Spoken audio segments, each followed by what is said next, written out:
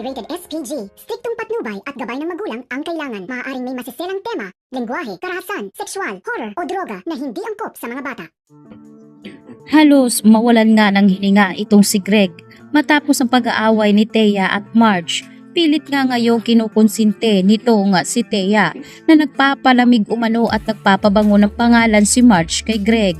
Ganun pa man, ay agad ngang tumawag si Greg dito kay Paulo at Edward para awatin itong si Marge at Thea na nagkakagulo sa swimming pool.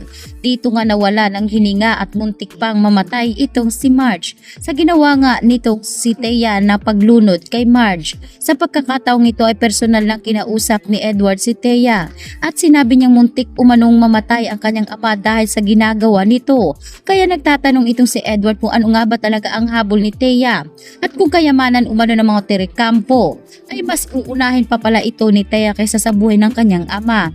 Sa pagkakataong ito ay pinili na ni Edward na makipaghiwalay kay Thea at itigil na ang kanilang relasyon.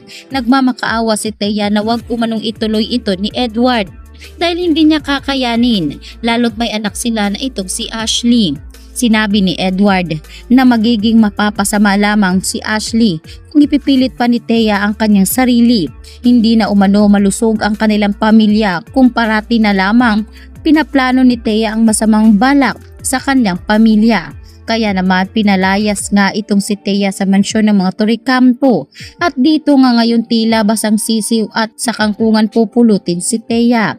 Habang nagpapasalamat naman itong si Ashley dahil hindi umano galit sa kanya ang kanyang tito Paulo at ang kanyang tita Marge. Kaya naman sinabi nitong si Marge na hindi umano sakop nitong si Thea kung ano man na naging kasalanan ng kanyang ina.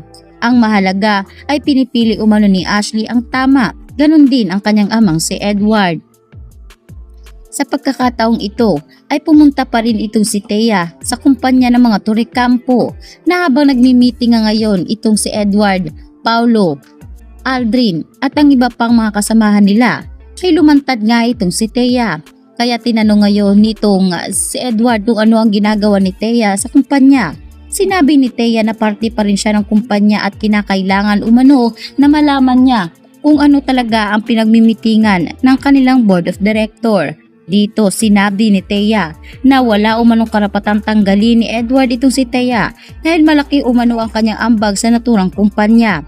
Dito na sinabi ngayon nitong si Aldrin na kung ipagtatabuyan na siya ng mga torikampo ay handa umano niyang tulungan itong si Thea sa kung ano man ang nais nga nito.